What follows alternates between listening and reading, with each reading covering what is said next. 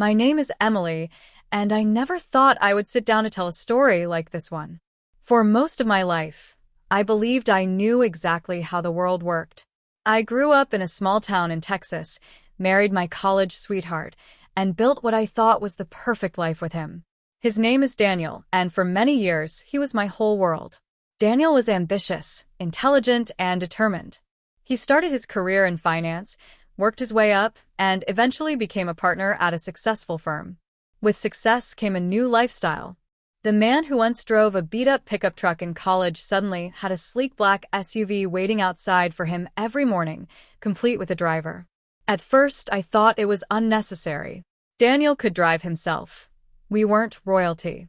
But he insisted that his time was too valuable to waste sitting in traffic. So, a driver became a permanent part of our lives. That driver's name was Michael. Michael was in his late 30s, a quiet man with sharp features and steady eyes. He wasn't much of a talker, but he had a polite, respectful way about him. He always wore clean suits, kept his hair trimmed short, and carried himself like someone who had been trained in discipline. Later, I would learn he was a former Marine. He didn't smile much, but when he did, it felt genuine. For the first few months, I hardly interacted with him. He came and went, his job tied to Daniel, not to me. But everything began to change one particular summer afternoon when I needed a ride. Daniel had flown out of state for business, and I had an appointment across town. My car was in the shop, so Daniel casually told me, "Just ask Michael to drive you. That's what he's here for." It felt strange at first, sitting in the back seat of the big black SUV with Michael up front. But I quickly realized he wasn't the kind of man who tried to fill silence with unnecessary chatter. He asked where I needed to go, nodded once, and focused on the road. His professionalism put me at ease. Still, that day would mark the beginning of something I never could have imagined. The next weeks, I found myself relying on Michael more than I expected.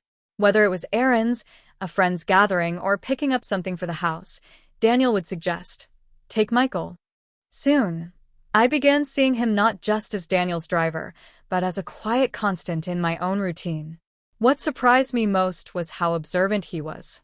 One morning, I stepped into the car carrying a box of fragile glassware I had bought for the kitchen. Without a word, Michael turned around, opened the door for me, and carefully secured the box beside me so it wouldn't tip. He noticed small details others ignored. The way I tucked a strand of hair nervously behind my ear, or how I always carried water bottles on hot days. Sometimes he would even stock the car with extras before I got in, as though he anticipated my needs before I spoke them aloud. That kind of attentiveness made me curious about him. One day, I asked how long he had been driving for Daniel. He glanced at me through the rearview mirror and replied, "Almost 2 years, ma'am." I laughed and told him not to call me ma'am. From then on, he started using my name, though it sounded almost too formal from his lips. Over time, our conversations grew longer.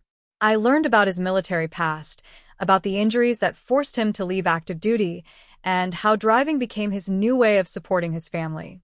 He spoke with deep respect for discipline and honor, but there was also a softness in his voice whenever he mentioned his little sister, who he had practically raised after their parents passed. I began to see him not just as the driver, but as a whole person with struggles, sacrifices, and quiet dignity. And then one night, everything changed. It was late in the evening when I got the call. Daniel's business dinner had run longer than expected, and he asked Michael to bring me to the restaurant so we could at least ride home together. I was dressed in a simple navy dress, nothing fancy, but when I stepped outside, Michael's eyes flickered for a second, just long enough for me to notice. He quickly looked away, opened the door, and didn't say a word. On the drive, a storm rolled in. Rain pounded against the windows, lightning lit up the sky, and traffic crawled to a standstill. We were stuck on the highway for over an hour, just sitting in the car with the storm raging around us. That's when I truly saw another side of him. Michael started talking, not in short, polite answers, but in full stories. He told me about the nights overseas when storms like this reminded him of home, about the loneliness of sleeping in desert camps, and how he often kept a photo of his sister tucked inside his helmet. His voice was steady, but there was an underlying vulnerability that shook me. For the first time, I saw him not just as strong, disciplined, or quiet, but as deeply human. Something inside me shifted that night. Weeks turned into months, and our connection deepened in ways I never intended. Nothing inappropriate happened between us, but there were moments, unspoken, charged, undeniable.